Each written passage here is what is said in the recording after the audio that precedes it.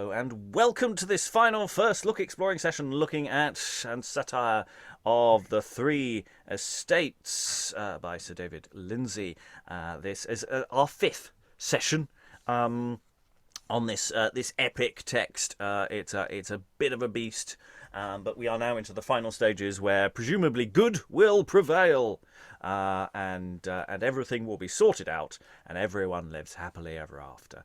To find out whether this is true or whether I'm just saying words to vaguely pad out the episode of this particular series, reading the rest of the play is reading Covetous and Falset is.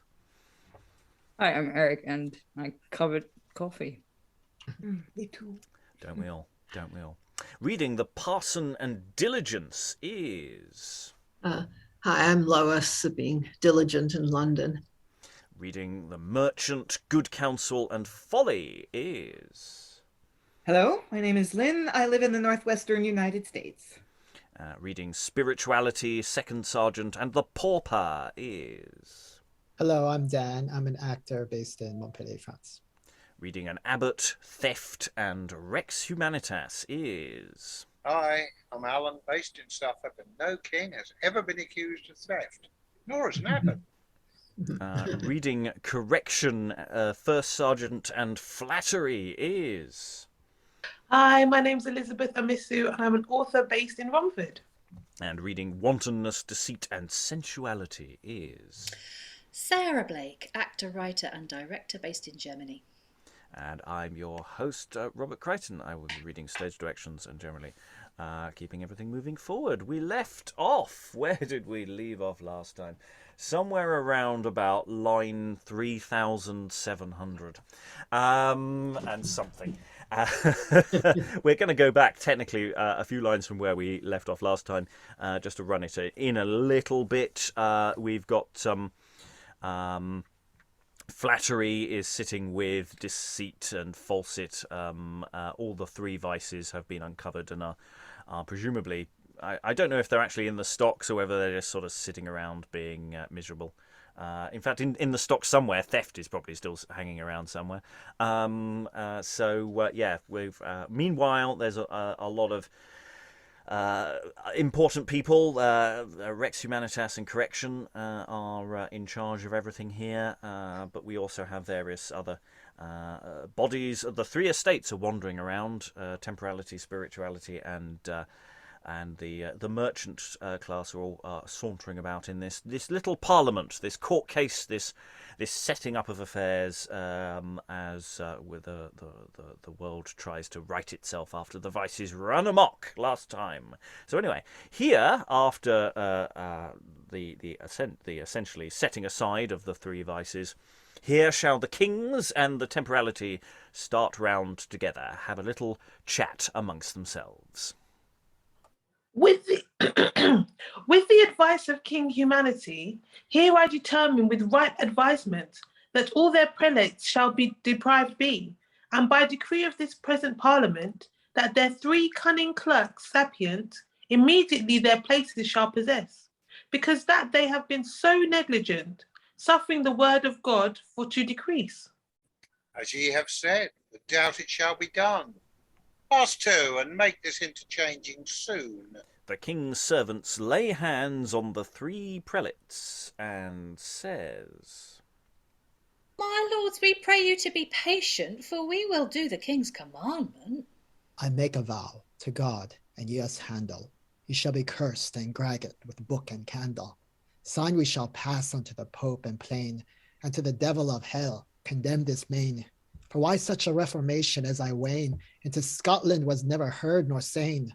Here shall they spoil them with silence and put their habit on the three clerks. So there's a passing on of spiritual clothing from the less deserving to the more deserving, I think is the reasonable gloss there. We marvel of your painted sepulturus, that was so bold for to accept such queries, with glorious habit riding upon your mules. Now men may see ye are but very fools. We say the kings were greater fools, nor we, that us promoved to so great dignity. such fools as we, as if they were well sought out. Now, brother sin, it may no longer be, let us go sup with sensuality. And here shall they pass to sensuality. Madam, I pray you make us 3 good share. We cure not to remain with you all year. Pass from us, fools, by him that has us wrought. Ye lodge not here, because I know you not. Sir Covetous, will you also misken me? I wait right well ye will be both give and lend me. Speed hand, my friend, spare not to break the locks. Give me 1,000 crowns out of my box. Wherefore, Sir Fool, give you 1,000 crowns. Go hence, you seem to be 3 very loud. Is naught else, brother, without and fail, but this false world is turned top over tail. Sign all is vain that is under the lift. To win our meats, we man make our other shift. With our labor, except we make debate, I dread full sore, we want both drink and mate. If with our labor we mun us defend, then let us gang where we were never kenned. I white these friars that I am thus abused, for by their counsel I have been confused. They guard me trow it suffices, alas, to guard them plainly preaching to my place. Alas, this reformation I nay worry, for I have yet 2 daughters for to marry, and they are both contracted by the rude, and wait not how to pay their touch of good. The devil may care for this unhappy chance, for I am young, and thinks to pass to France, and take wages among the men of war, and win my living with my sword and spear. The bishop, the abbot, the parson, and prioress depart together. Ere ye depart, sirs, off this region, give John the commonweal and gay garment, because the commonweal has been overlooked. That is the cause that commonweal is crooked. With singular profit he has been so surprised that he is both cold, naked, and disguised. As ye have said, father, I am content. Sergeants give John a new habiliment of sating, the mace or of the velvet fine, and give him place in our parliament sign. And here shall they clothe John the Commonweal gorgeously, and set him down among them in the Parliament. We'll just pause there as we just sort of get our bearings here. It's interesting. Spirituality goes to sensuality, and all the various monks, etc. And it's sensuality. It says no. I'm sorry. We're done here. It was sort of an interesting way round, unless I misread that, which is entirely possible. Alan? No, I think there's a very logical answer to it. You've run out of money and influence, not interested anymore. Yeah, that's a nice reading, and I like also that the John the Commonweal gets some nice new clothing. Getting new clothing as a symbolic act is something that turns up a lot in if you've been following with your morality card bingo, that's a big one there. Lois. Yeah, it's interesting because I think there's repetition. That bit about because the commonweal has been overlooked, that is the cause the commonweal is crooked and so on. I'm pretty sure we got that earlier when he first appeared, and I don't know whether that means that this is rewriting or whether it's deliberate repetition to, he started out poor, and now because this is recognized and things are different, he's actually going to be rich. No, that's good. One to chase. Is it deliberate? It looks deliberate. As far as I can see, I can't see any obvious editorial reasons why there might be an accidental substitution or anything like that.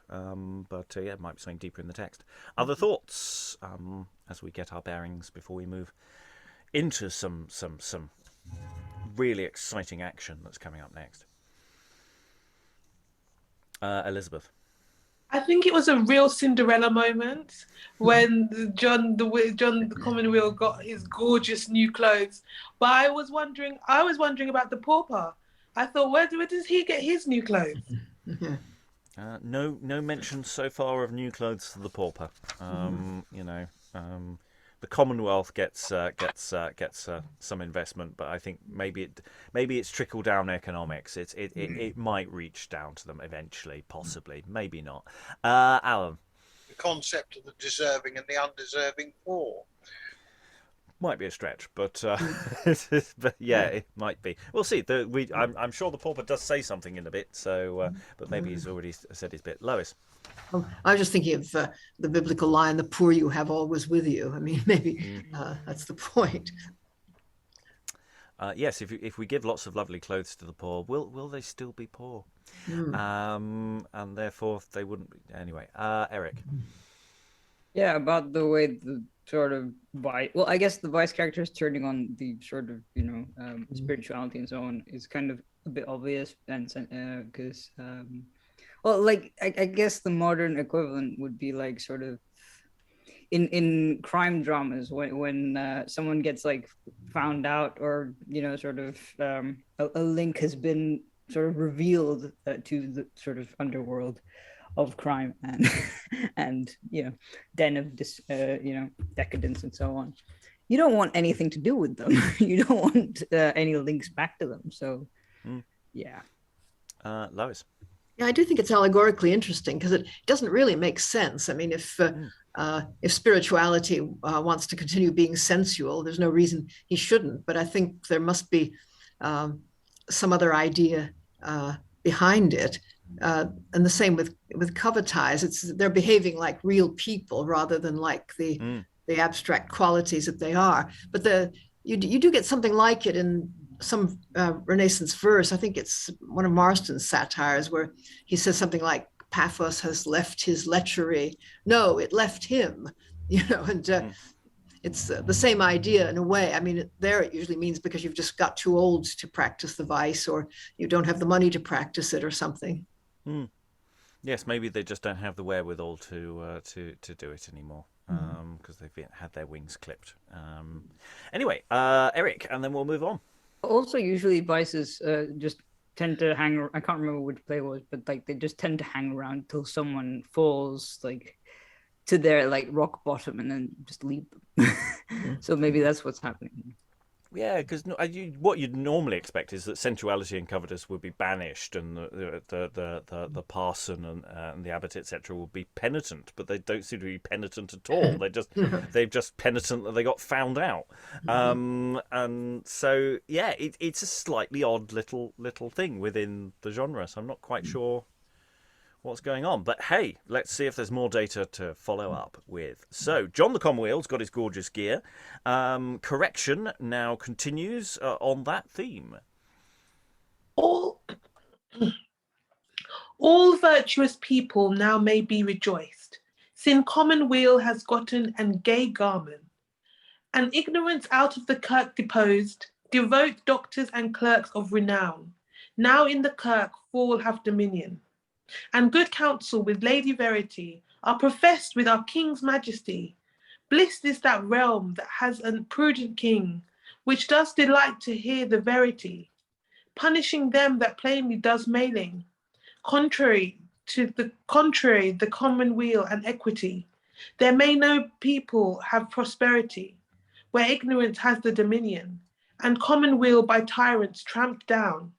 And there's a pause. Now, masters, ye shall hear incontinent, at great leisure in your presence proclaimed, the noble acts of our parliament, of which we need not for to be ashamed. Come here, trumpet, and sound your warning tone, that every man may know what he have done. And here shall diligence with the scribe and the trumpet pass to the pulpit and proclaim the acts. When does the trumpet blow? Is it at each point? I don't know. But yeah, some trumpet action occurs and diligence takes the floor. The first act. It is devised by these prudence kings, Correction and King Humanity, that their lieges, enduring all their reigns, with the advice of the estates three, shall manfully defend and fortify the kirk of Christ and his religion, without dissimulance or hypocrisy, under the pain of their punition. 2. as they will that the acts honorable made by our prince in the last parliament, because they are both good and profitable, they will that every man be diligent them to observe with unfeigned intent. Who disobeys inobediently by their laws, but doubt they shall repent, and pains contained therein shall underlie. 3. And as the commonweal for to advance, it is statute that all the temporal lands be set in few, after the form of France, to virtuous men that labors with their hands, reasonably restricted with such bands that they do service nevertheless, and to be subject aye under the wands, that riches may with policy increase. 4. Item, this prudent parliament has devised, if lords hold under their dominion thieves, wherethrough poor people be surprised, for them they shall make answer to the crown, and to the poor make restitution, without they put them in the judge's hands for their default to suffer punition, so that no thieves remain within their lands. 5. To that intent that justice should increase, it is concluded in this parliament that unto Elgin or to Inverness shall be a suit of clerks sapient, together with a prudent president, to do justice in all the norther ertes, so equally without impediment that they need not seek justice in these parts. 6. With license of the Kirk's holiness, that justice may be done continually, all the matters of Scotland, more and less, to these two famous seats perpetually shall be directed, because men sees plainly these wanton nuns are no way necessaire to common weal, nor yet to the glory of Christ's kirk, though they be fat and fair. And as that fragile order feminine will not be misted in Christ's religion, their rents used to a better fine for common weal of all this region. Ilk senator for that erection, for the upholding of their gravity, shall have 500 mark of pension, and also but 2 shall their number be. Into the north 16 shall there remain, 16 right so in our most famous town of Edinburgh, to serve our sovereign, chosen without partial affection of the most cunning clerks of this region. Their chancellor chosen of a famous clerk, a cunning man of great perfection, and for his pension have 1,000 mark. 7.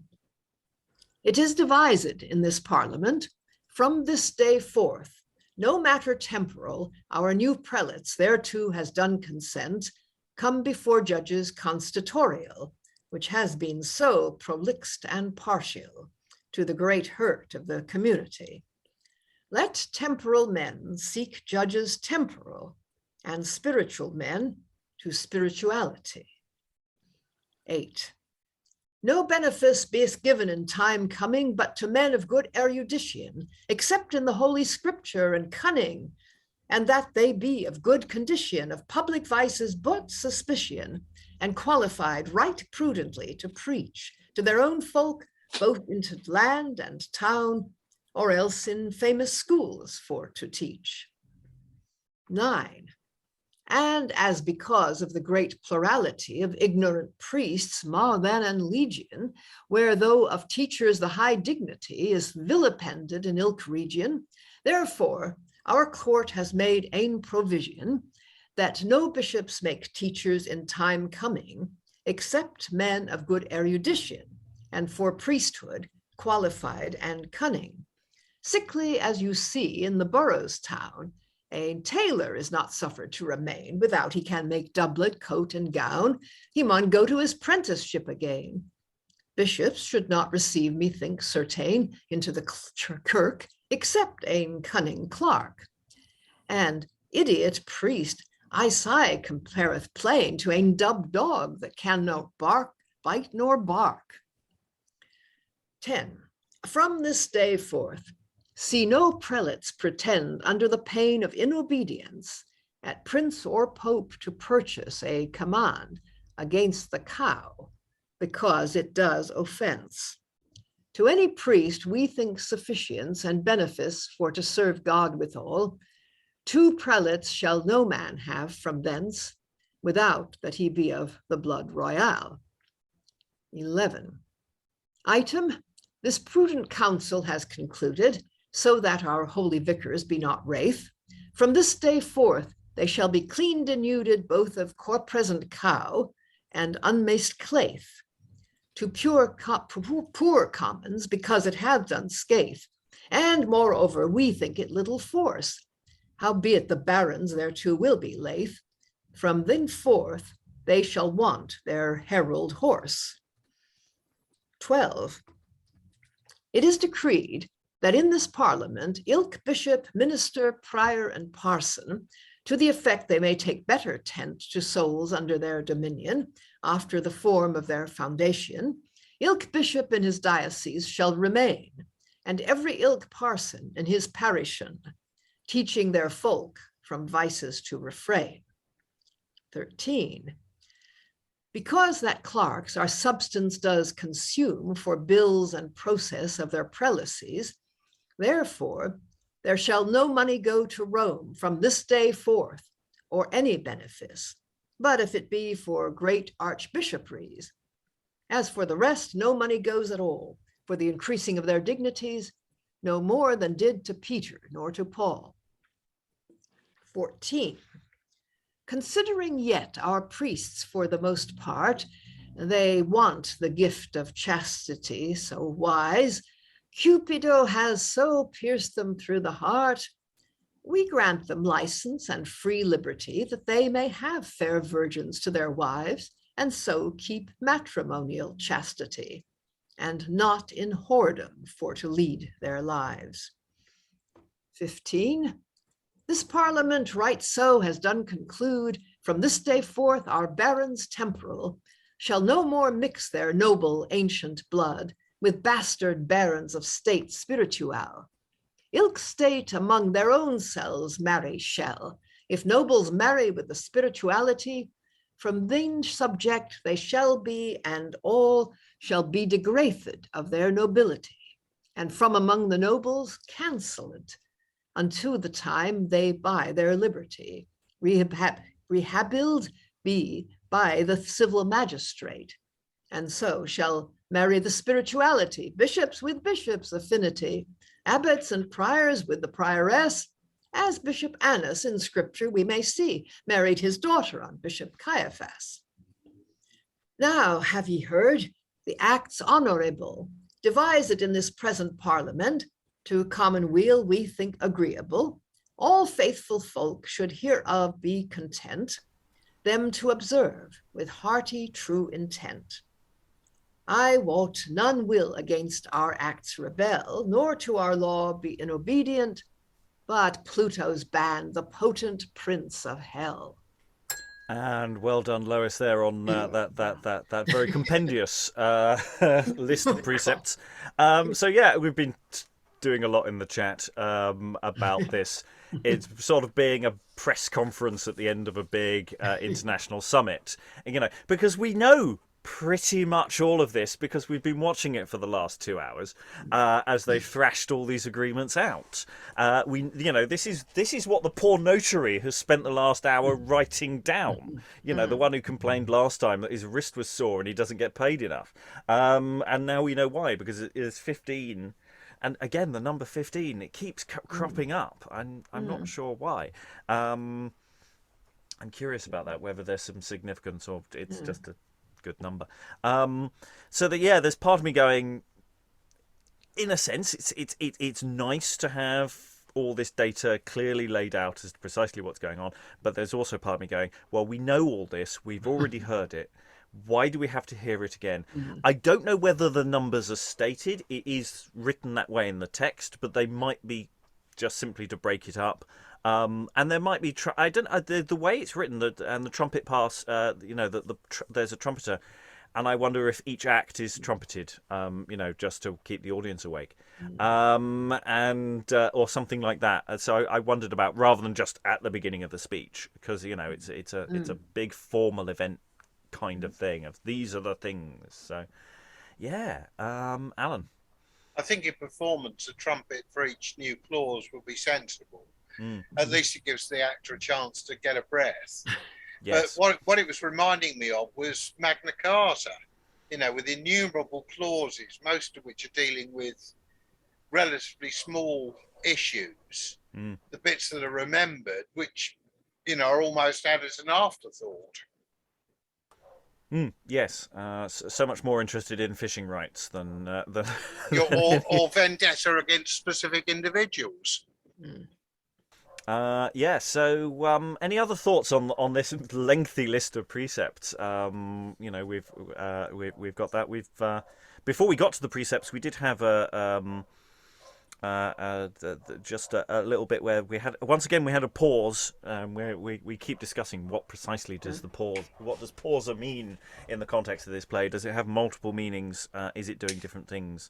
It definitely seems to be a change of direction a lot of the time, whether it's a literal pause or whether it's just or whether there's a journey or not. I do not know. Opinions vary. Yeah.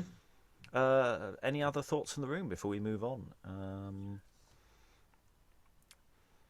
Eric.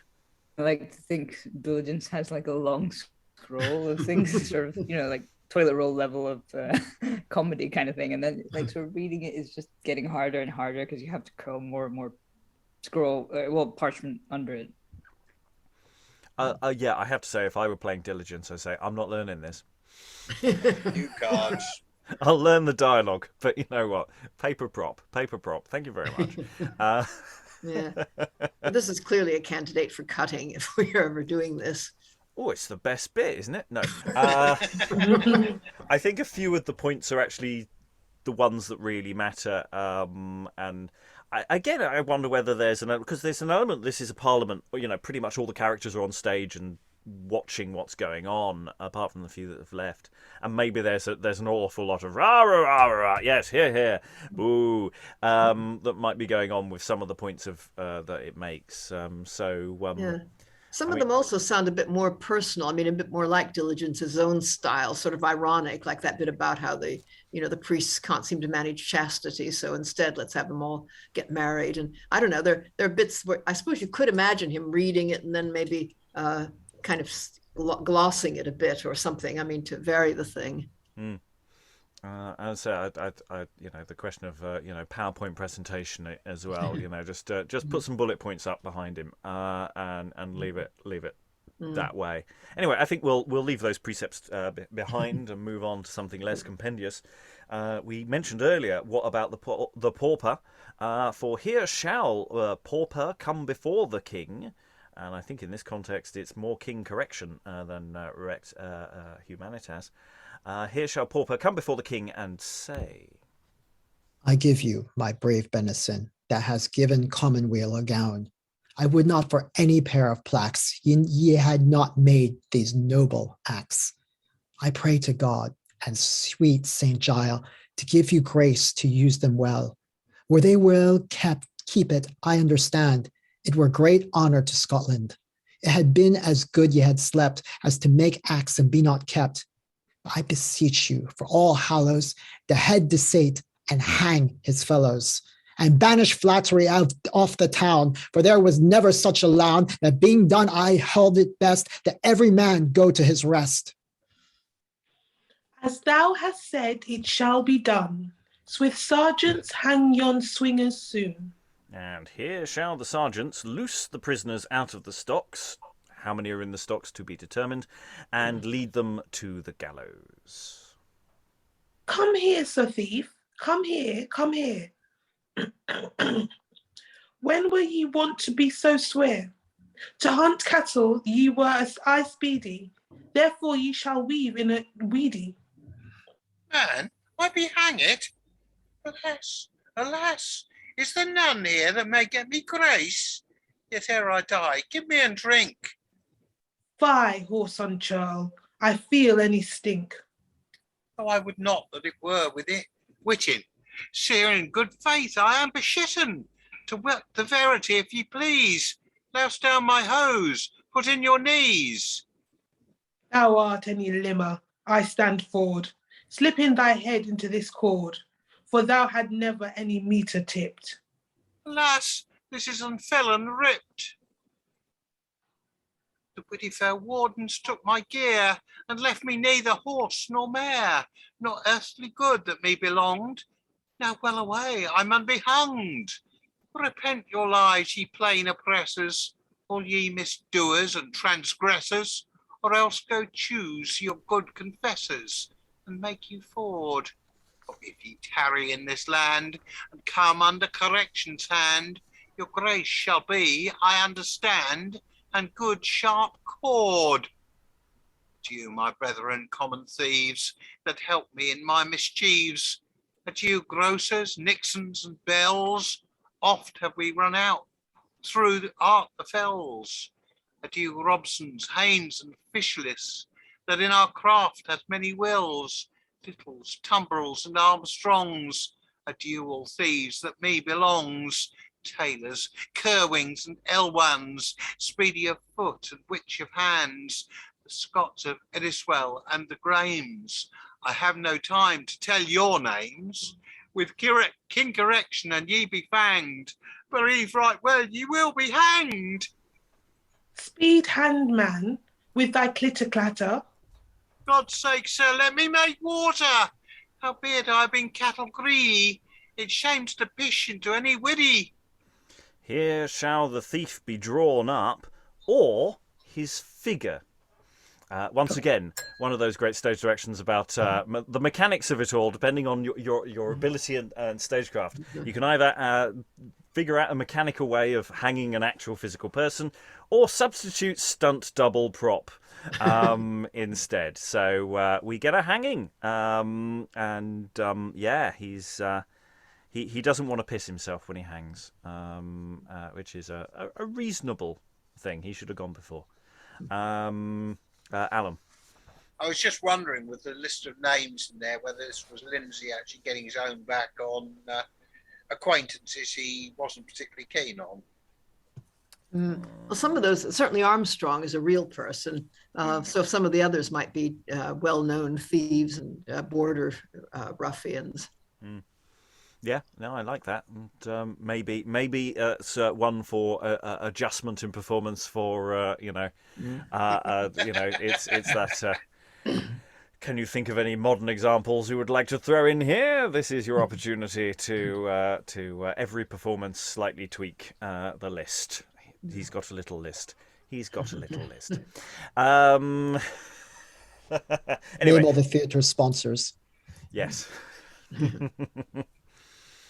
Right, anyway, so hanging number 1. So we'll move on now to hanging number 2, please. Come here, this sate my companion. Saw ever any man liker and loun to hang upon any gallows? This is enough to make me manged. Devil fell me, that a man be hanged. Let me speak with my fallows. I trow on fortune brought me here. What mickle fiend made me so speedy? Sin it was said it is 7 year that I should weave into a widdy. I lerret my masters to be greedy. Adieu, for I see no remedy. Look what it is to be evil deedy. Now, in this halter, slip thy head. Stand still, methink ye draw aback. Alas, master, ye hurt my crag. It will hurt better, I would in black, right now when ye hang on a nag. Adieu, my masters, merchantmen. I have you served as ye ken, truly both ere and late. I say to you for conclusion, I dread ye gang to confusion, from time ye want deceit.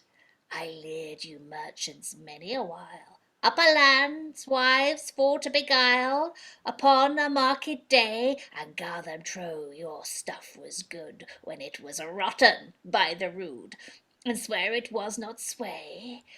was I rounding in your ear, and led you for to ban and swear what your gear cost in France, howbeit the devil and word was true. Your craft, if king correction you, would turn you to mischance. I led your wills many-fold to nix the new wine and the old, that fashion was no folly, to sell right dear and buy good cheap, and mix rye meal among the sheep, and saffron with oil dolly. For yet no ochre I counsel you, more than the vicar does the cow, or lords their double mail. Howbeit your elwand to be scant, or your pound weight 3 ounces want, think that but little fail. Adieu the great clan Jameson, the blood royal of Clappertown. I to you true. Both Anderson and Paterson, above them all Tom Williamson, my absence ye will rue. Tom Williamson, it is your part to pray for me with all your heart, and think upon my works, how I led you and good lesson for to beguile in Edinburgh town the bishop and his clerks. Ye young merchants may cry, alas, for wanting of your wonted grace, yon cursed king ye may ban. Had I lived but half a year, I should have led you crafts per quare to beguile wife and man. How may ye merchants make debate, from time ye want your man deceit? For you I make great care. Without I rise from dead to life, I wait well ye will never thrive, farther nor the 4th heir. And here shall deceit be drawn up, or again, or else his figure. Hanging number 3, please. Come here, falsick, and meant the gallows. Ye man, hang up among your fellows. For your cankered condition, many and true man have ye wronged. Therefore, but doubt ye shall be hanged. But mercy, but mercy or remission. Alas, man, I be hanged too. What mickle devil is this ado? How came I to this comer? My good masters, ye craftsmen, what ye forset full well I can, you well all die of hunger. Ye men of craft may cry alas, when ye want me, ye want your grace. Therefore put into right my lessons that I did you lear, howbeit the commons ye blur. Count ye not that in might find me in Webster that is leal, or in Walker that is not steel. Their craftiness I can, or in Miller that is no fault, that will neither steal meal nor malt. Hold them for holy men, at our fleshers take ye no grief, though they blow lean mutton and beef, that they seem fat and fair. They think that practic but in mouth, howbeit the devil thing a thing it thou. To them I leered that lair. I leered tailors in every town to shape 5 quarters in a gown, in Angus and in Fife. In Fife, to uplands tailors I gave good life, to steal and silly stump or stife, unto Kittock his wife. My good master Andrew Fortin, of tailors that may wear the crown, for me he will be manged. Tailor Baberidge, my son and heir, I wait for me he will rudely roar, for from time he see me hanged. The barefoot deacon Jamie Ralph, never yet bought cow nor calf, because he cannot steal. Willie Cadillac will make no plead, howbeit his wise beef and bread. Get he good barmy ale. To the Brewsters of Pauper town, I leave my braid black Malison as heartily as I may. To make thine ale, they think no fault of mickle barm and little malt. Again, the market day, and they can make without doubt any kind of ale they call herons out. Wait ye how they make that. And Kirtle Queen, Lady Lurden of strange wesh, she will take in Jordan and sets in the guile fat. Who drinks of that ale, man or page, will gar all his horns rage, that Jordan I may rue. It gart my head run hitty-giddy, sirs God, nor I die and witty, if this tale be not true. Spare at the Souter Geordie Selly from time that he had filled his belly with this unhealthsome ale, that all the Baxters will I ban, that mixes bread with dust and bran, and fine flour with beer meal. Adieu, my masters, wrights and masons. I have needs to lear you few lessons. Ye know my craft per queer. Adieu, blacksmiths and larmers. Adieu, ye crafty cordoners that sells the shoe and oh dear. Goldsmiths, farewell above them all. Remember my memorial with many and subtle cast to mix. Said ye not by two prains, fine ducat gold with hard gildings, as I learned you last. When I was lodged up a land, the shepherds made with me and band, right craftily to steal. Then did I give an confirmation to all the shepherds of this nation that they never should be leal, and ilk, and to reset in other, I know false shepherds 50 fitter, where their cantillans kenned. Now they make in their conventions on mountains far from any towns, to let them never bend. Among craftsmen, it is a wonder to find 10 leal among 100. The truth I to you tell. But I may no longer tarry. I man pass to the king of fairy, or else straightway to hell. Here shall he look up to his fellows hanging. Ways me for thee, good common theft. Was never man made on more honest shift his living for to win. There was not any in all Lidsdale that Kai more craftily could stale, where thou hangst on that pin. Satan, receive thy soul, the seat thou was to me in faithful mate, and as my father, brother, doleful the silly merchantmen to make them service well I can. I'll never get such another.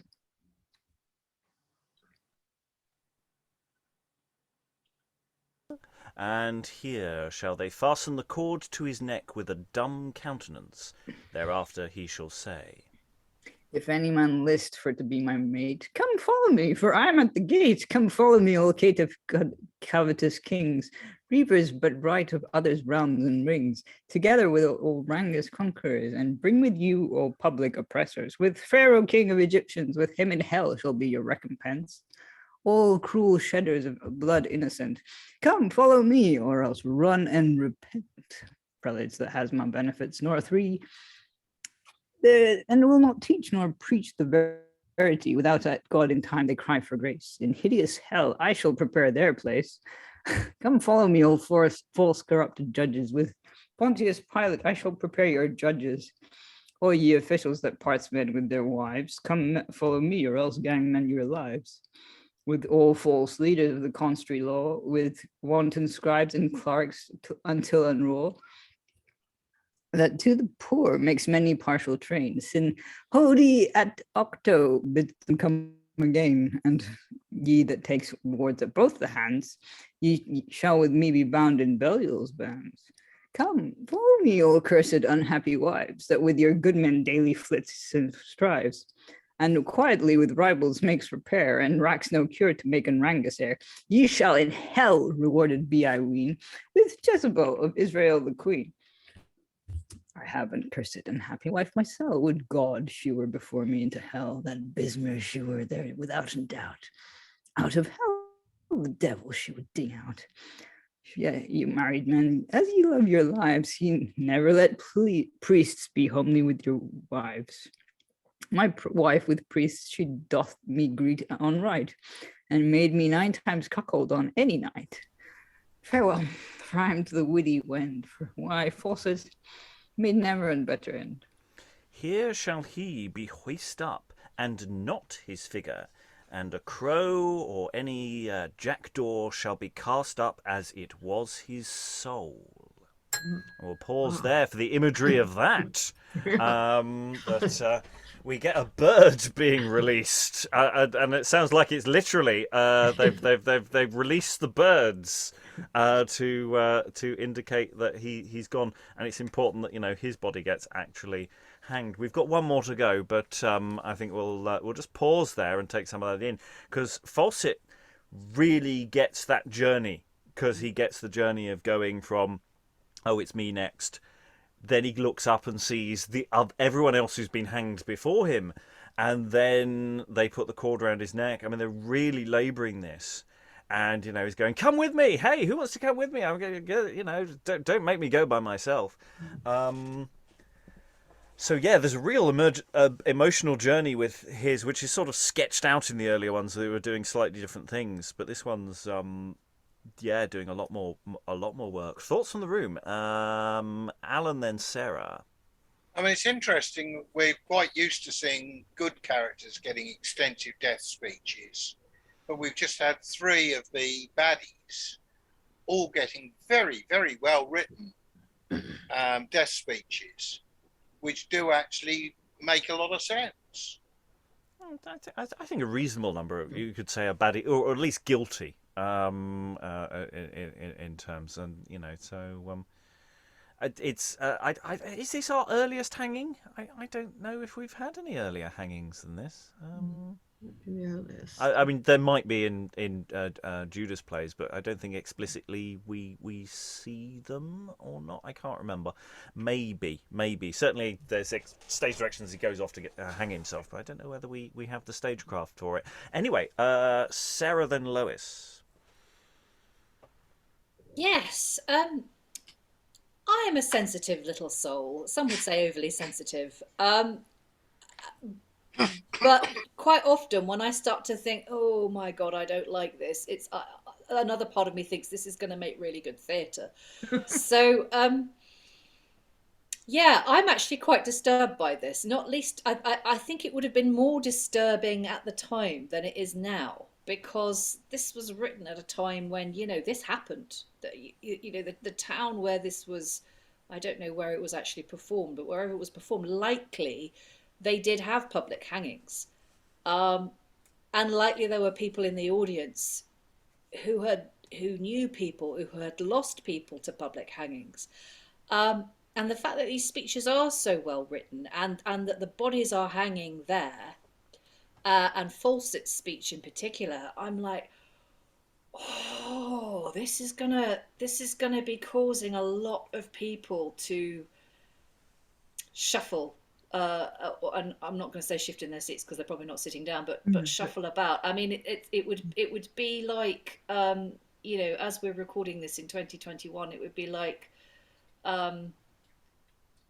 us watching not a piece of theatre maybe, but a screen program of somebody dying very meticulously and in great detail of COVID on a ventilator. And it's just it's too close to the bone. It's too close to, things that we've maybe lived through ourselves. And this is what I feel about this for the time when it was written. It's very close to the bone.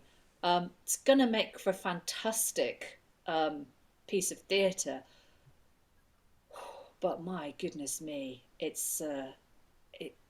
there's the capacity to upset quite a lot of your audience there. What gets me is how long it is. I mean, it's nearly 300 lines. That's 20 minutes plus, maybe even going all the way up to half an hour, because some of this may not actually go very quickly. It's enormous. I mean, even in a really long play, and it really has. We've gone from debate and comedy and serious issues and to something that is just Sarah just put it in the chat. It's unrelenting, and yes, that's a fascinating effect that they're going for here. It's not over yet. We've still got one more to go, possibly. Lois, then Lynn. Yeah, I mean, this is the genre of Last Good Night. That is the speech from the gallows. There are a lot of ballads purporting to be spoken by well-known criminals just before they were executed. And there's even a kind of form for them. I mean, there are books that have dealt with this whole thing. And they usually end, in fact, with some statement about loyalty to the king and asking everybody there for forgiveness and please pray for me and so on. So to some extent, these speeches are a kind of parody of that with, mostly unrepentant vices. I mean, since they're vices, they can't really repent. I mean, they are what they are. But it is sort of fitting into that genre, which also, I mean, I can see what Sarah means about the problem of the tone here. I think particularly with this last speech, it starts out, it seems to me, fairly comic, and then it gets nastier, really. I mean, when it starts calling all sorts of people, including kings who invade other people's kingdoms and so on, it seems to become really quite harsh and even terrifying, or it could be anyway. Lynn? Yeah, I was just thinking about how disturbing and protracted this is. I don't know that the audience at the time would have been even more disturbed than we are. I wonder, I mean, I don't know, if perhaps people in the late 16th and early 17th century were a little more desensitized to this kind of thing because public hanging was public entertainment. When Queen Elizabeth's Portuguese converso physician was hanged, what was his last name? Was Lopez? Help me out here. Evidently people laughed.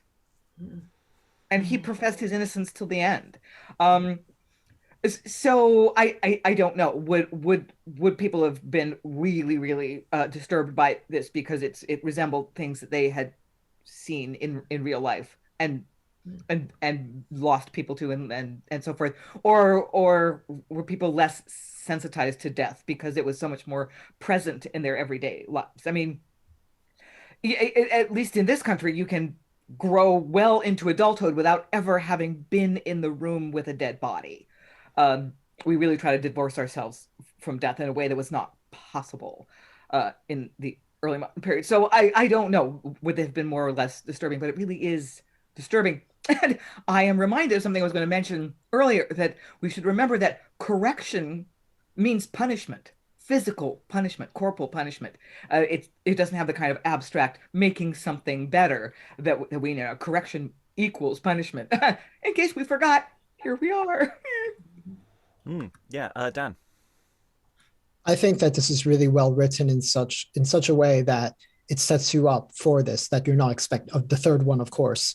You've got the first two as vices, as Lois was saying, where you expect them to die, and they're kind of, it's kind of humorous almost in a way. But the third one really draws you in with the comedy, which is a really good trope, dramatic trope, because now you feel bad that this third one's going to die once you're drawn in. So absolutely, I think that a good actor, well, really even just the words, as I was saying yesterday, you can listen to this and how can you not feel bad if you've got any kind of sentiment, even if this person is guilty or of something. Elizabeth, and then Eric. Yeah, I really enjoyed these speeches. I thought they were really beautifully read by the readers in the group. I like the way that the length of the speech holds off the hanging, and how that creates a sort of suspense and tension for the audience, because we know it's coming, but the condemned is speaking, and we're like waiting for the condemned to stop, because we know that when the condemned stops speaking, that's the end of that. Oh, that makes it feel almost like a slightly demonic episode of Just a Minute. Like, you can't stop speaking because the moment you finish the speech, they're going to pull the lever. And that makes it even more desperate that he's just got to keep on topic for as long as he can. Oh, yeah. Okay. I've creeped myself out there. Okay, Eric. Right. Well, yeah, that's precisely it, though. Because like Fawcett, I was like, okay, so are we gonna die? Because he starts with like, "Adieu, I may no longer tarry. I must pass to the King of Fairy," and then more else straightway to hell. And then I thought by that point, because obviously this is a cold read, thinking, yeah, it's fine, it's done there. And then it's still going. But like, it wasn't the length of the speech that caught my attention. It's how he kind of makes the rhyme makes it seem lighter, because it's like, sort of, "Oh, with all rank as oppressors, and bring with you all public oppressors," and you think it's like, oh yeah, totally light-hearted stuff, because we're rhyming here, it's fun, but it's not. And basically he points the finger at everyone, which is kind of it's like you and you and you and you and yeah. Also, what I found interesting was how much of this was actually accurate to the time, sort of, people, the craftsmen cheating on sort of their customers, judges being corrupted, that kind of thing. Yeah, I mean, there's some really interesting accusations that sort of go through all of them. Actually, I mean, I quite liked the way Deceit earlier, going, how are merchants going to do any business because they're without deceit? Because isn't that basically how you trade? There's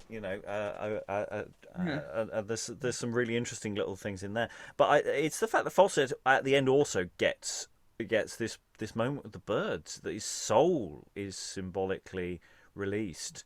So it's clearly aiming for a different effect from the previous two, and it's really lingering that, and that's really interesting. We need to move on and find out what happens to Flattery. We've had 3 executions, but what's going to happen with Flattery? Flattery, take it away.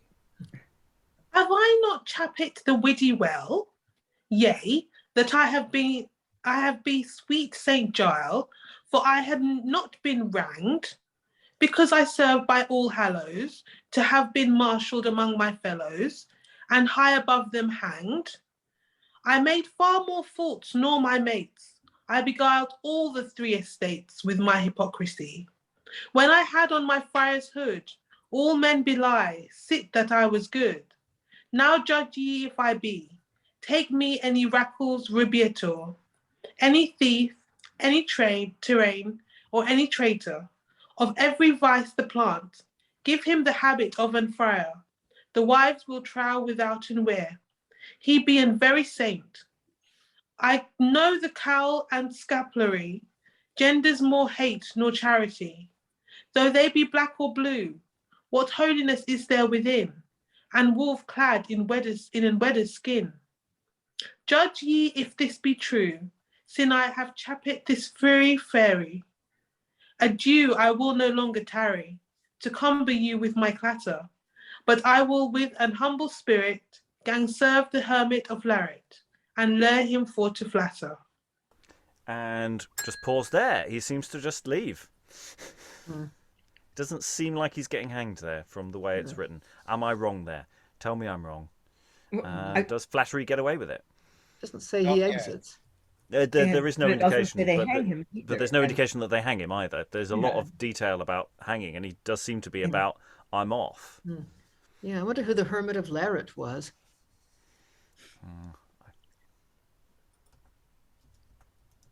I think Flattery lives to see another day. I kind of think so, yeah.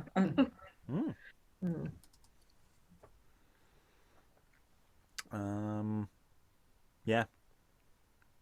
So yeah, interesting question about precisely what goes on at the end there, because he was in disguise earlier, so maybe he's found another disguise. He's a master of disguise. Maybe that's what it is. Every so often he peels off a mask, and it was him all along. I don't know. Just raising that we're not really sure what happens there. There is no stage direction for what happens with Flattery after this point. So, answers on a postcard. Decide for yourselves. Anyway, at this point, here shall enter Folly. Good day, my lords. And as God saying, does no man bid good day again? When fools are fouled and they are fain, can ye not me? How call they me? Can ye not tell? Now be he that now by him that harried hell, I wait not how they call my cell, but if I lie. What briber is this that makes such bears? The fiend receive the mouth that spares. Goodman, go play you with your fears, with muck upon your mow. Fond fool, where hast thou been so late? Marry, command throw the show gate. But there has been and great debate betwixt me and sow. The sow cried guff, and I to gow. Though speed of foot I got away. But in the midst of the cause, I fell into an midding. She lap upon me with an bend. Whoever the midding should amend, God send them an mischievous end. But that is but God's bidding. And as I was puddling there, God wot, but with my club I made debate. I's never come again the gate. I swear you be All Hallows. I would the officers of the town that suffer such confusion that they were harbored with Mahoon, or hanged on an gallows. Fie, that such an fair country should stand so long but policy. I give them to the devil heartily. That has the white. I would the provost would take in head of yon meeting to make remade, which pat me and the sow at sade. What may I do but flight? Pass on my servant Diligence, and bring yon fool to our presence. That shall be done, but tarrying. Folly, ye maun go to the king. The king? What kind of thing is that?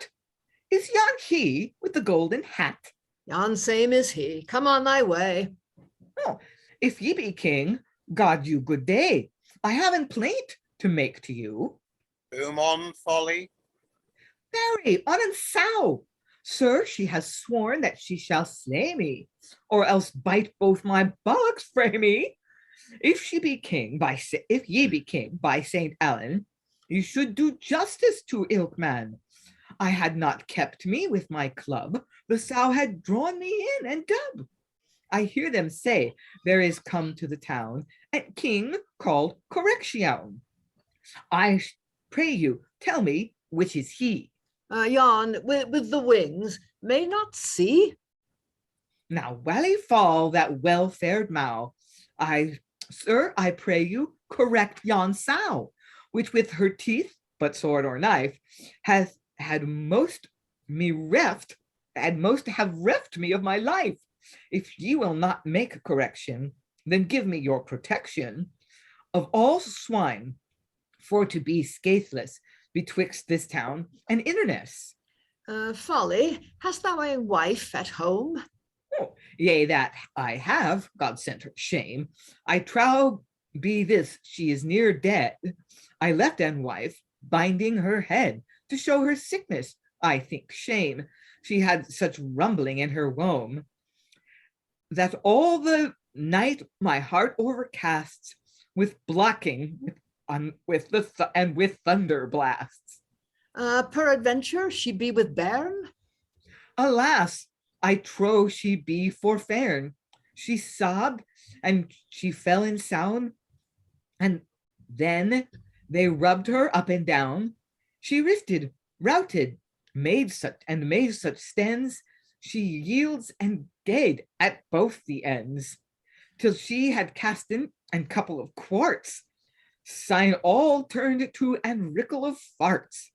She blubbered, balked, and braked still, her arse gaed even like an windmill. She stumbled and stuttered with such stens that she recanted at both the ends. Sick dismal drogs from her she shot, until she made all the fleur on flot. Of her hurdles she had no hold, until she had turned her manifold. Better bring her to the leeches here. Trittle tattle, she may not stir. Her very buttocks make such beer. It scars both foil and filly. She balks such baggage for her breast. She wants no bubbles that sits her nest.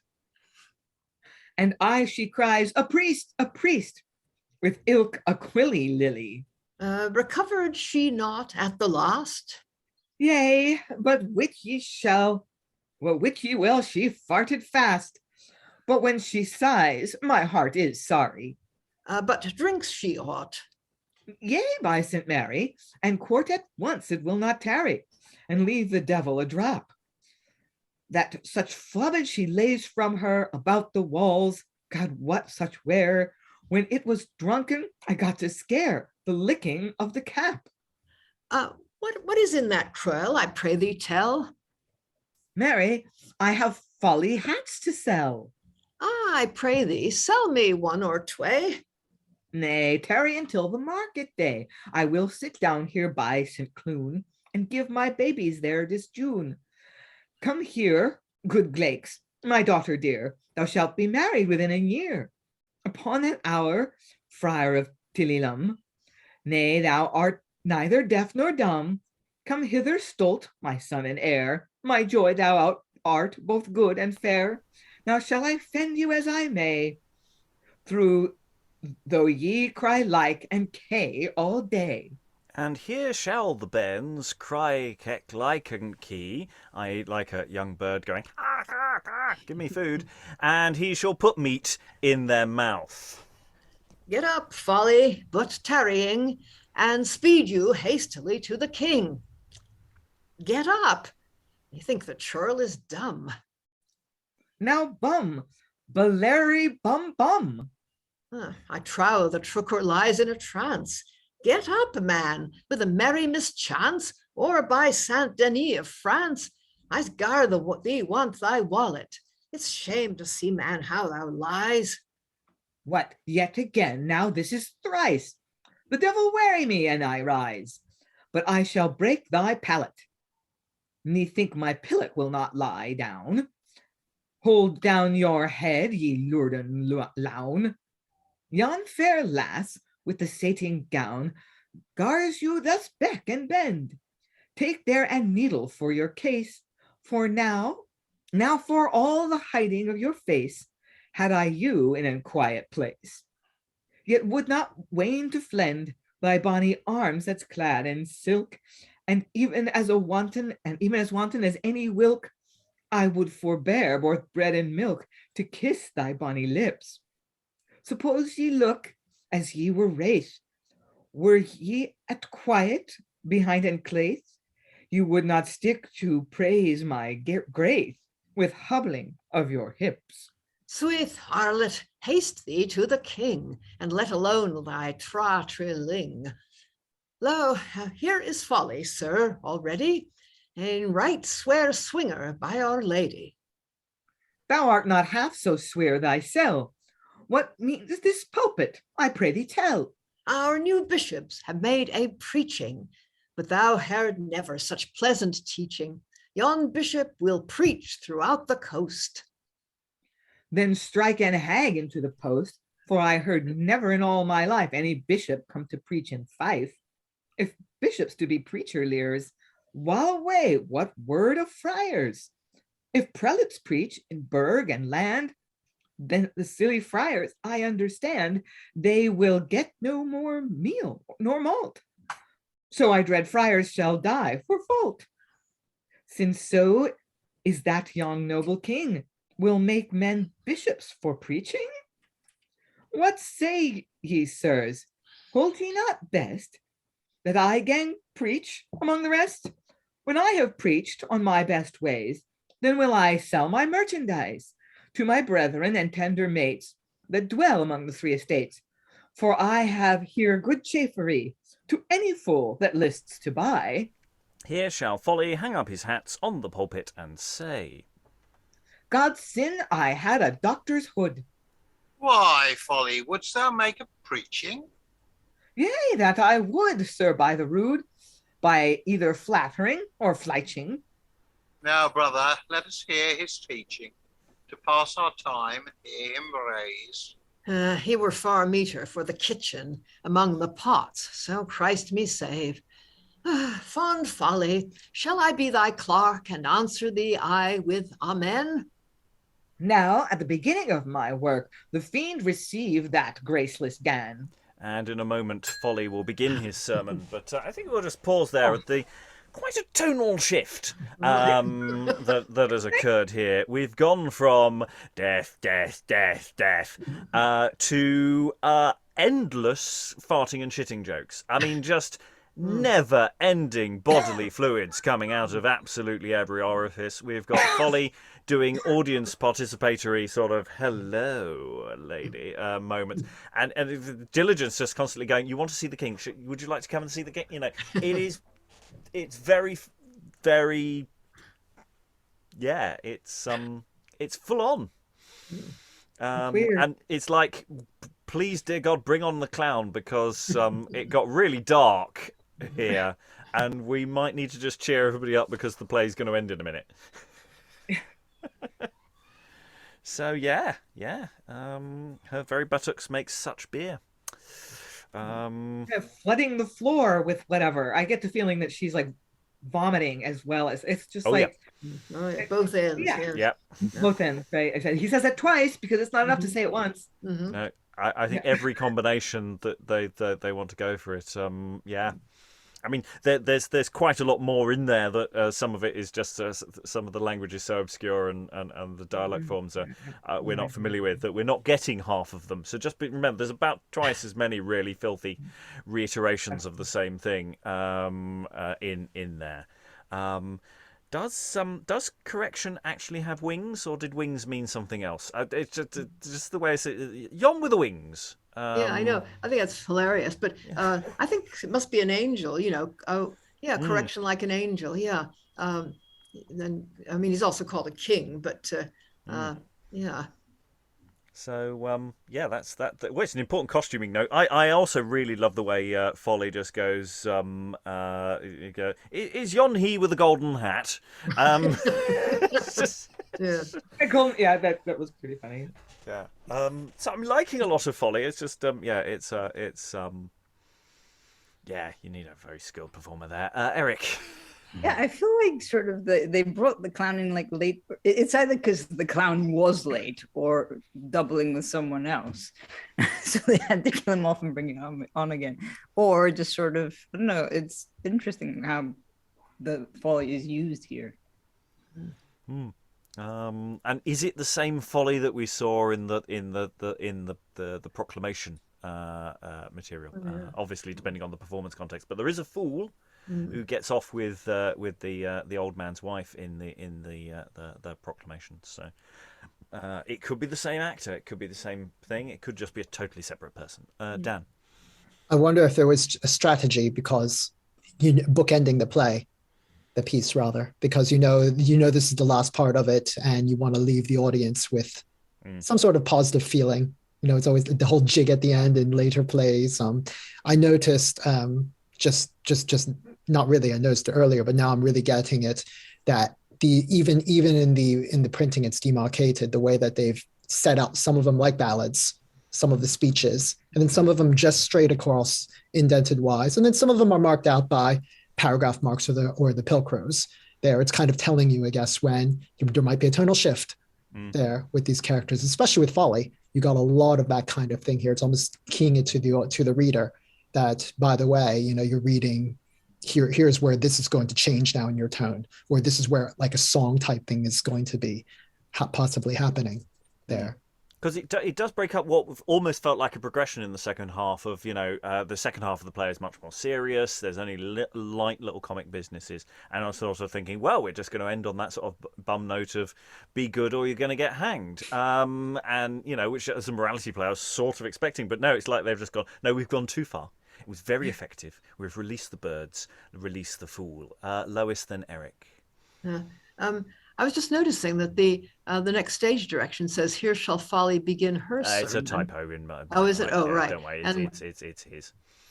Oh, right. Because the thing about, I mean, there is a whole tradition of a female figure of Folly, La Mère Sotte, and I think French satire, well, French farce really of this period, and usually comes on with lots of little Follies, children, and I noticed that Folly here also comes on with, you know, little children, and I think we're getting into a different theatrical tradition that Lindsay somehow knows about, because I can't recall anything quite like this in the drama we've read so far. You know, the appearance of Folly, it's like Erasmus's praise of Folly and so on, where again Folly I think is female. It's I mean, obviously Folly can't be female because he's just been talking about his wife, but it's as if somehow or other we're getting into the whole tradition of the Feast of Fools, and there being more fools than one. I don't know, all sorts of stuff. Yeah, I mean, it's very much picking up the cudgel of that material from the very beginning, from the trailer. And yeah, I just wrote next to the whole bit with the Bens cry out like birds demanding food. How is that done? What are they? I mean, I'm seeing quite demonically scary puppet figures, things. It's just you know, just like doing that. That's just quite a stage direction. That really is. Eric. Yeah, I was going to say, because I find it interesting how, you know, you've got all these vices being hanged, and then Folly comes on, and it's like sort of, the comedian has arrived kind of thing. The comedian is in the building, no, or outside the building. But it also, yeah, it's kind of weird because I thought that folly was going to be a vice in this because of the behavior, sort of that they've been demonstrating. But it doesn't seem to be going that way. No, and you're right. He absolutely walks on like a stand-up comedian. Good day, my lords, and as God saying, does no man bid good day again? We've got that in other plays as well, of saying he says good day. You're supposed to say it back. It's polite. Hang on, I'm going to come off and come on again, and we'll do that until you get it right. Lovely. And yeah, it's that's a very. And the keep asking questions as well. Can you not me? Do you not know who I am? Have you guessed my name? He says it several times because he's presumably in a costume where he's expecting someone from the audience to go, "You're Folly, I saw you in the trailer. You're a bit late." Yeah. Okay. Well, we've given Lynn enough time to take an in-breath. For here shall Folly begin his sermon as follows. Stultorum numeris infinitus. Solomon, the most sapient king in Israel when he did reign, these words in effect did write, the number of fools are infinite. I think no shame, so Christ me save, to be a fool among the lace, how be 100 stand hereby, peradventure as great fools as I. Stultorum numeris infinitus.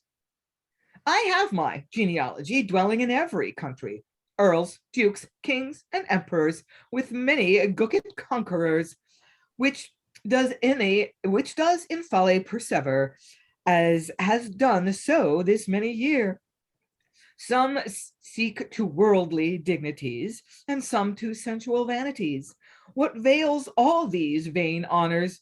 Not being sure to live 2 hours. Some greedy fool does fill in box. Any other fool comes and breaks the locks, and spends that other fools have spared, which never thought on them to wear. Some does as they should never die. Is not this folly? What say ye? Sapientia huius mundi stultitia est apud deum. Because there is so many fools riding on horses and some on mules, here I have brought good chaffery to any fool that lists go by, and specially for these 3 estates, where I have many tender mates, which cause them, as ye may see, gang backward through the whole country. If with my merchandise ye list not mell, here I have folly hats to sell. Whatsoe'er is this hat, would ye ken? Marry, for insatiable merchantmen, when God has sent them abundance, are not content with sufficience, but sails into the stormy blasts in winter to get greater casts, in many terrible great torment against the acts of Parliament. Some tinus their gear, and some are drowned, with this such merchants should be crowned. Whom too shapest thou to sell that hood? I trow to some great men of good. This hood to sell right fain I would, to him that is both old and called, ready to pass to hell or heaven, and has fair bairns, 6 or 7, and is of age 80 of year, and takes them last to be his peer, which is not 14 year of age, and joins with her in marriage, giving her trust that she not would right hastily make him a cuckold, who marries being so near their dead, set on this hat upon his head. What hood is that? Tell me, I pray thee. Oh, this is an holy hood, I say thee. This hood is ordained, I thee assure, for spiritual fools that take in cure the souls of great dioceses and regiment of great abbesses, for greediness of worldly pelf. Then cannot justly guide themselves. Other souls, to save it, sets them well, sin sell them own souls to the devil. Whoever does so, this I conclude, upon his head set on this hood. Folly. Is there any such men now in the kirk that thou canst ken? How shall I ken them? No, keep that close. Ex operibus eorum cognoscentiseos, and fools speak of the prelacy, it will behold him for heresy. Speak on hardly, I give thee leave. Then my remission is on my sleeve. Will ye leave me to speak of kings? Yea, hardly speak of all kin things. Conforming to my first narration, ye are all fools by cock's passion. Though lies, I trow this fool be manged. If I lie, God nor thou be hanged. For I have here, I to thee tell, and noble cap imperial, which is not ordained but for doings of emperors, of dukes and kings. For princely and imperial fools, they should have lugs as long as mules. The pride of princes, withouten fail, gars all the world run top over tail. To win them worldly glory and good, they cure not shedding of sackless blood. What comer have ye had in Scotland by our old enemies of England? Had not been the support of France, we had been brought to great mischance. Now here I tell the emperor shapes for to be a conqueror, and is moving his ordinance against the noble king of France. But I know not his just quarrel, that he has for to make battle. All the princes of Almany, Spain, ye Flanders, and Italy, this present year are in a flout. Some shall their wages find dear bought. The Pope with bombard, spear, and shield has sent his army into the field. St. Peter, St. Paul, nor St. Andrew raised never such an host, I trow. Is this fraternal charity or furious folly? What say ye? They leared not this at Christ's school. Therefore I think them very fools. I think it folly by God's mother, ilk Christian prince to ding down other. Because that this hat should belong them, gang thou and part it even among them. The prophecy withouten weir of Molins be as complete this year. For my good dame, this gyre carling, learned me the prophecy of Merlin, whereof I shall show this sentence, if ye will give me audience. Flan fran resurgent, simul hispan viribus urgent dan vastabunt, ballones valapur abunt, sixibi nomen a in al mulier can cast in ola hacepulum comedes. Marry, that is an ill-favored dish. So by this prophecy plainly appears that mortal weirs shall be among friars. They shall not know well in their cloisters to whom they shall say their paternosters. Would they fall to and fetch with spear and shield, the fiend makes cure which them win the field. Now of my sermon I've made an end. To Gilliumuband I you all command, and I you all beseech right heartily, pray for the soul of good Cacophyte, which lately drowned himself in Loch Leven, that his sweet soul may be above the heaven. Famous people, heartily I you require this little sport to take in patience. We trust to God and we live another year. Where we have failed, we shall do diligence with more pleasure to make you recompense. Because we have been some part tedious with matter rude, denuded of eloquence, likewise perchance to some men odious. Adieu, we will make no longer tarry, praying to Jesu Christ, our Saviour, that he, by the request of his mother Mary, he do preserve this famous auditor, without that greater matters do incur. For your pleasure we shall devise any sport pleasing to every gentle creature, to raise your spirits to pleasure and comfort. Now let ilk man his way advance, let some go drink and some go dance. Minstrel, blow up any brawl of France, let's see who hobbles best. For I will run incontinent to the tavern or wherever I stent, and pray to God omnipotent to send you all good rest. Rex sapiens aeternae Deus genitorque benigne, sit tibi perpetua gloria lauset honor. Yes, and with that general thing about God be bless you all, the play ends. Yes, this is this sequence with Diligence and Folly, very much dealing with the what we might call the have a bit of priest comic business of what is that hat for?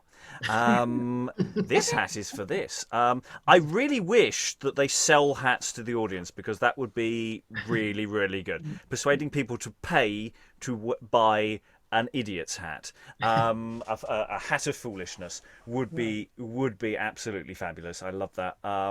I like some of the there's a very weird bit of Latin towards the end of Folly's last speech, because it sort of starts off with, Flanders and France will be resurgent, and a woman will crap in a can. What? It seems to be two completely different things rammed together for comic effect for those who understand Latin. Yeah. It's quite elitist in many ways, but it's important you understand it, because otherwise Diligence's line, "Marry, that is an ill-favoured dish," makes no sense. So yeah, Lois, then Alan. Yeah, we've got one of these Merlin's prophecies, which, I think prophecy, there were quite a lot of these things, often in Latin, often supposedly found near abbey ruins or somewhere like that. And but what he's doing here, obviously, is kind of a nonsense one, giving you something that sounds like a prophecy. And then, the most famous ones are probably Nostradamus's, which quite often do have, were interpreted to predict all sorts of things. But then he comes out with yet just another bit of misogynist humor. Yeah, I love the way that Diligence plays straight man all through this thing. Yes. What hood is that? Alan? I'm just wondering whether that cod Latin that appeared there is actually a pastiche, and intended as such, of the doctor's pretentious sermon that we got yesterday, where, having been asked to preach in English, he introduced large chunks of Latin quotes. And I wonder whether that is part of the game that's being played there. Yeah, well, when it comes to his earlier sermon, I think that's probably right. He starts with a bit of Latin.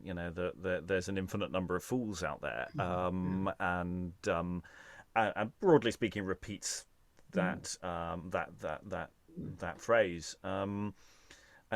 Has to say, it landed with me in quite a different way when I heard Stultorum numerus infantus. All I heard was, "There's going to be an infinite number of boring things." That's how it immediately leapt to my modern ear, and then I thought about it for a minute and went, "No, that's not what it means." But I thought it actually worked quite well for that. It was just going, "That's what a sermon is: an infinite number of boring things." Lois. Yeah, it's years since I read The Praise of Folly, but I suspect that Lindsay's getting some stuff from that. I must be. Yeah. But again, don't actually know. Haven't done the reading. That's the next phase. Eric. I like to think that Diligence is just like trying to sort of shuffle Folly towards the king, and then just like ends up giving up because Folly is so annoying.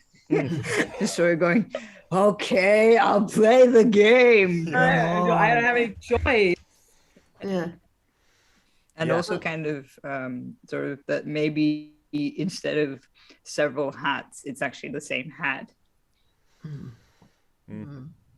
Lois. I mean, he does get to the king because I think Diligence does finally say, "Sir, here is folly."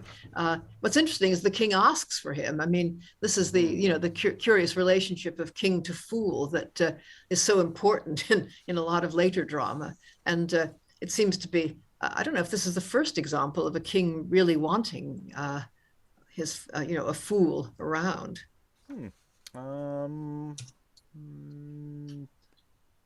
In personified, yes. In reference, possibly not. Mm-hmm. We are actually at the point where we should know that because we've read everything before this that survives. So we have no excuse not to know the answer to that, but can't off the top of my head. So yeah, we're not quite at final thoughts, but we're approaching that. But just in terms of talking about the amount of material here, this is material that we've just done here with Folly and Diligence, etc., that is feeding into the stuff that we had at the very beginning and some of the sort of interludes that we've had in between, and going, there is a sort of separate show that could be done here on this kind. If for those who are really into this kind of humor, we've got a 45-minute show just for you. And which it feels actually quite viable. And that's not to say one shouldn't attack the overall play and the morality and all the other stuff. But I do think there is something actually quite detachable in here that would be quite fun to play around with an improv troupe to a degree, of which we've got quite a few texts where we've got this kind of material that I quite like. All this stuff to do with never-ending bodily functions. We have similar in Thersites as well. And that feels like another sort of slight potential Udall crossover text thing, because we were talking about Respublica the other day as well. Is there a connection there, or is that just a connection to a wider tradition? Because of course that's feeding off an older text as well. So yeah, continuity as well as some discontinuity and new things.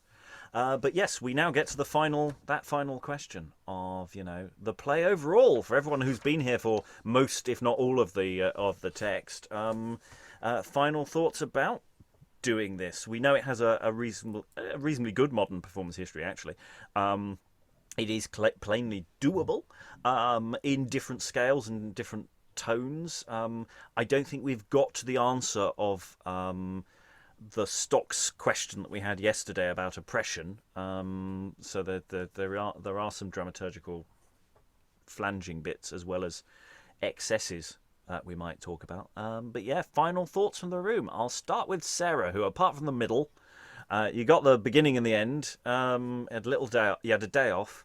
Any final thoughts? Yeah, my final thought is actually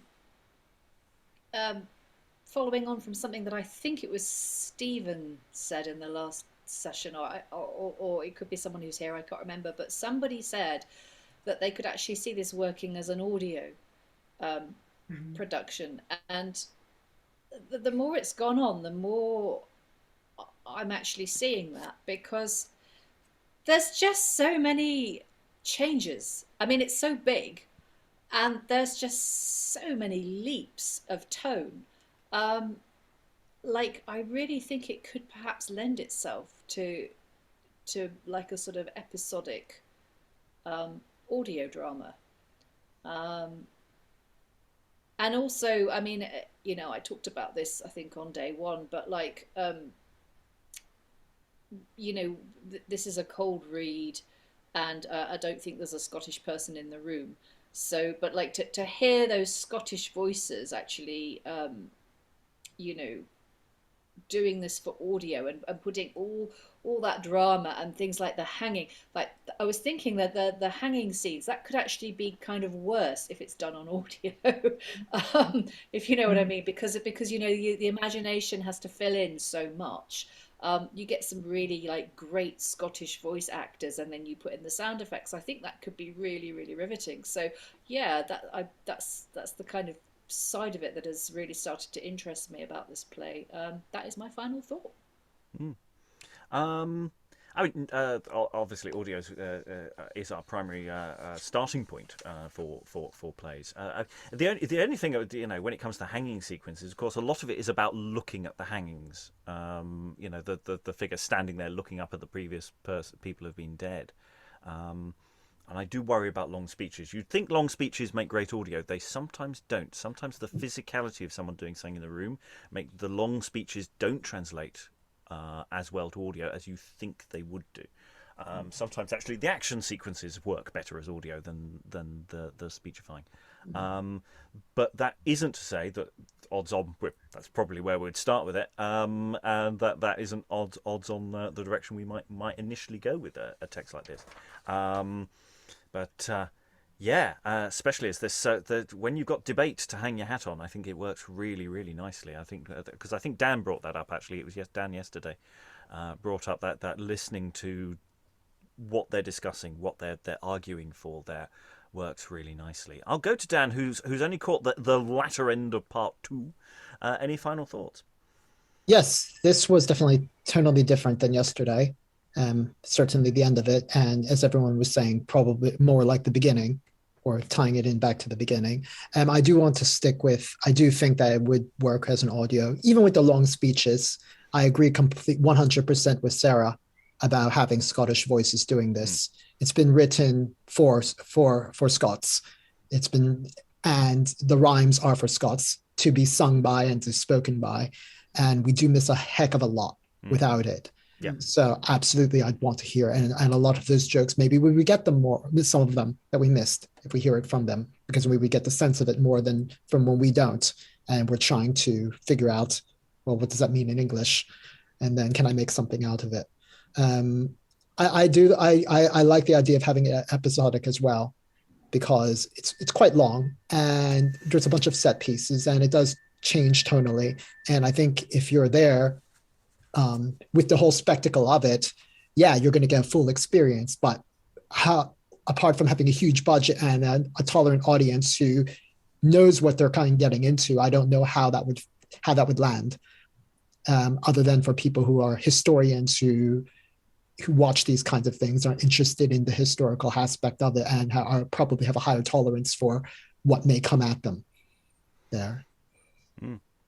Yes, absolutely. I mean, we reiterated this more in the early sessions, that this is just to get us the general shape and to give everyone a chance of dialing into it.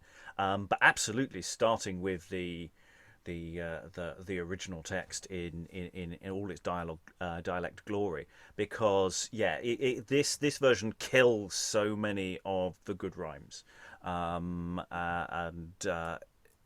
the way it flows in a way that is a real shame. But one step at a time. I thought it was unfair to make these people, force them to affect an accent that they couldn't do. I thought that was cruel. I mean, I'm half Scottish and I can't do a Scottish accent to save my life. So, Eric, any final thoughts?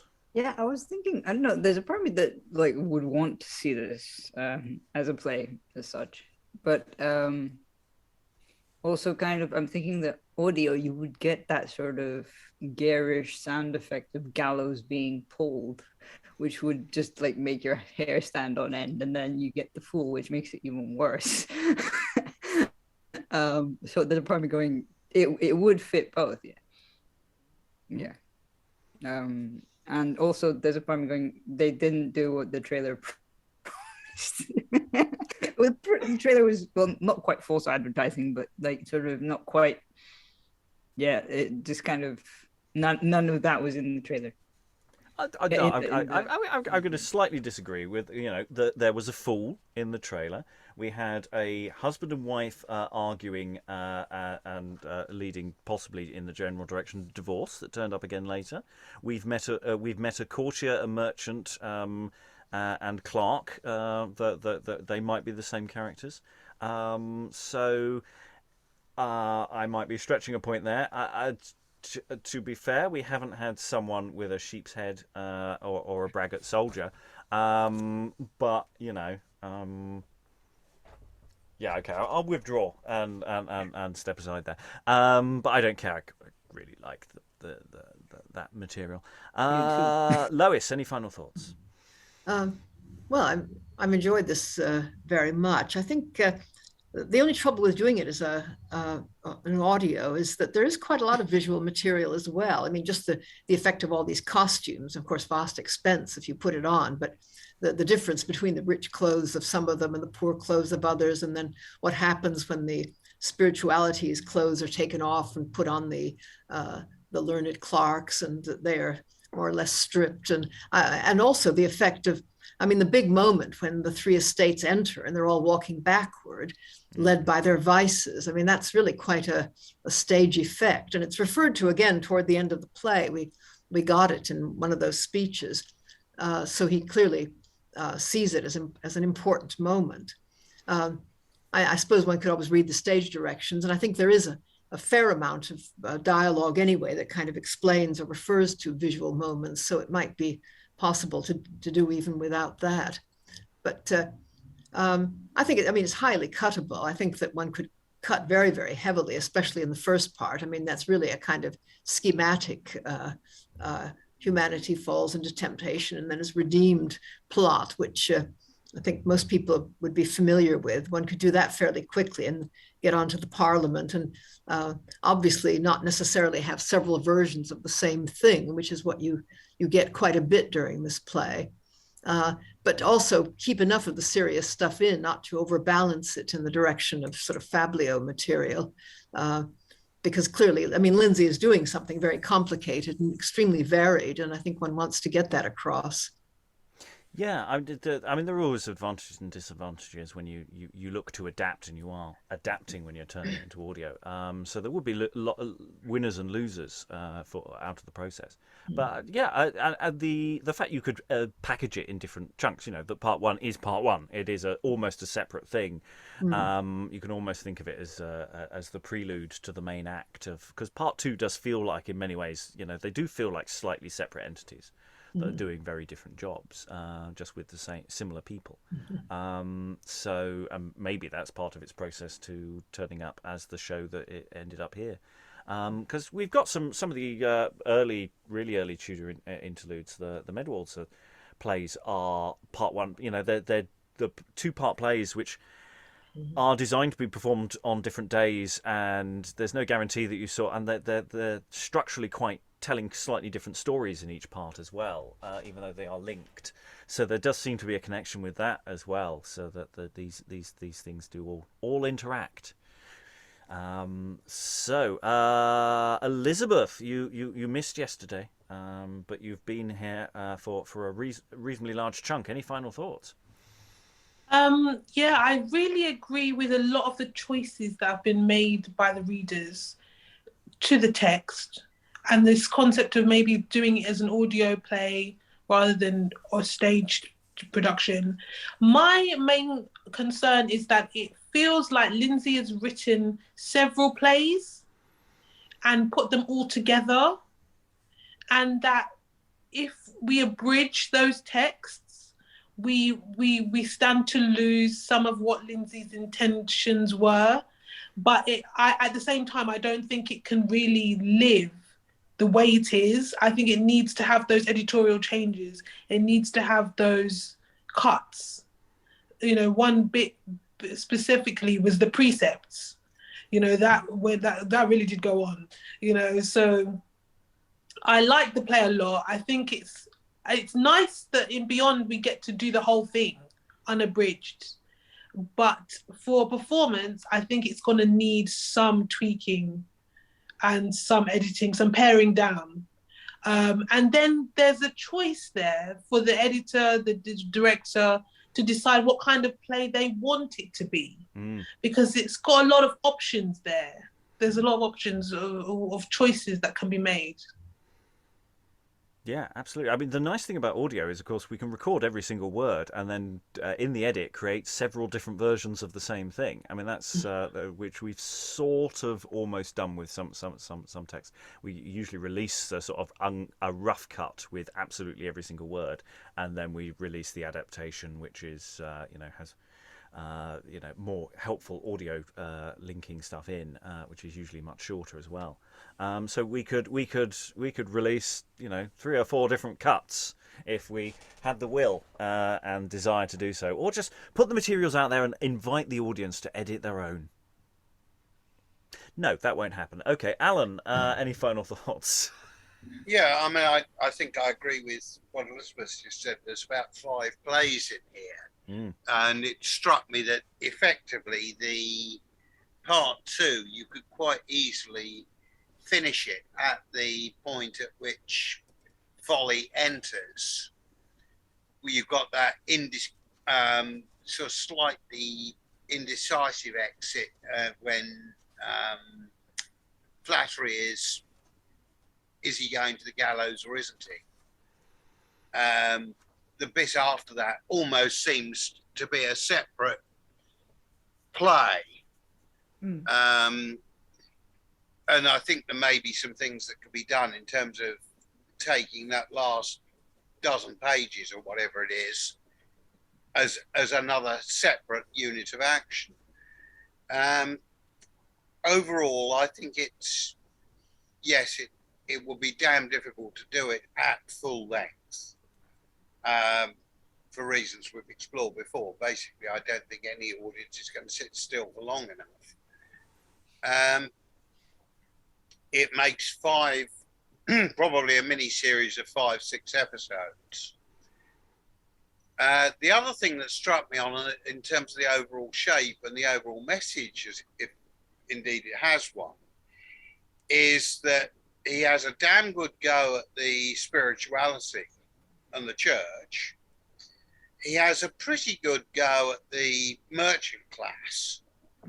But the temporality, you get away with things fairly lightly. When you look at the interlude that we had at the beginning of part 2, the Pauper's tale of woe, where effectively the first person that shafted him after the deaths of his relations was his landlord. And then it goes off into the question of the parson taking all his 3 cows. But effectively, there is no justice leveled on the temporality. Yeah, they say, "Oh, naughty," and they all hug.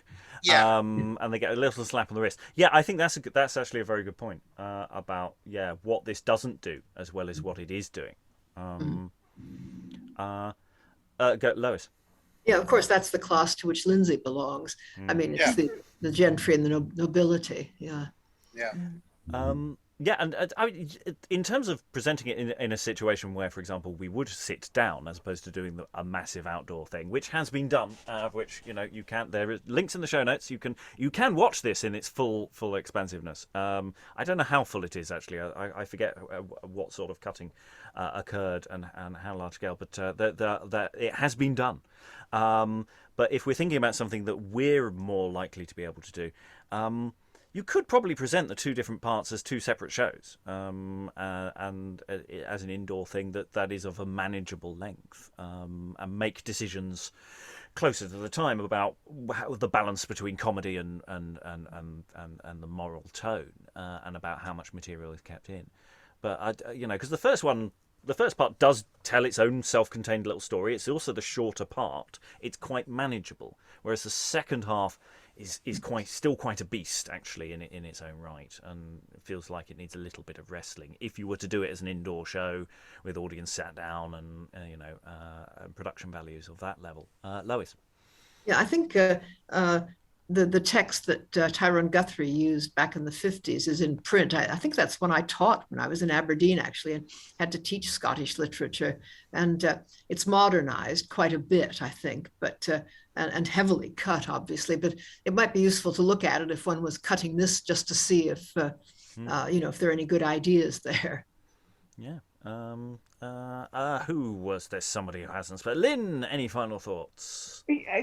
Not a lot. I mean, there are local moments that I really enjoyed, selling the different kinds of hats of folly. Here's a hat to a guy who marries an old guy who marries a young wife, and here's a hat for a foolish hat for warmonger kings and stuff. I did kind of appreciate that. And just for the intense bitterness of those pre-hanging speeches was really impressive. So there were moments when I could appreciate what was going on, but overall, I feel a little defeated by this text. I feel a little overwhelmed. Like I wouldn't know where to start. And it doesn't help that, as people have observed, part of the aesthetic, the musicality of it, is dependent on the Scottish vocabulary and the Scottish constructions and the Scottish pronunciations. It just doesn't sing in standard English, let alone standard American. And Scots is unintelligible largely to the Yankee ear. So I wouldn't know where to begin. Sorry. I just feel like I've been a little left behind by this one, and that's me. That's not the text necessarily, but yeah, sorry. Well, not all plays are universal. You can't always win. Lois. Yeah, and that was a thing that happened with Arden's play, Armstrong's Last Good Night, which is, I think, a very good play. And in fact, people who were in it thought it was a very good play too. But because he wrote it in Scots, and they insisted on, well, he didn't write it in Scots exactly. He said that Miller's treatment of language in The Crucible was sort of his model, but he definitely wrote in a very difficult style. And I think it's one reason that the play hardly ever gets revived. Apart from the fact that there are all sorts of hostile feelings about Arden anyway, it's probably still in the theater. But it's difficult if you sort of hang your colors to a particular kind of speech. Yeah, I have to say, it is that it is the problem of picking up a script, and what are the things that puts producers off a script, and often it's either long speeches or is it written as you're supposed to say it, and it makes it very hard to read. One of the reasons why we're starting from a position of, well, this is perhaps a leveled off version, so at least we can sort of access it, and then we can do the detailed work later of actually going back to what the source text does. But yeah, it's very easy to create barriers between not just the audience, but between the potential producers of works, to be able to put out a calling card for this play and say, look, this bit really sings, and if you approach it in the right way. Any additional final thoughts anyone wants to throw in before I close the session? It's okay. We've only spent the better part of 10 hours on this play, so I'm sure you've got so many more thoughts left.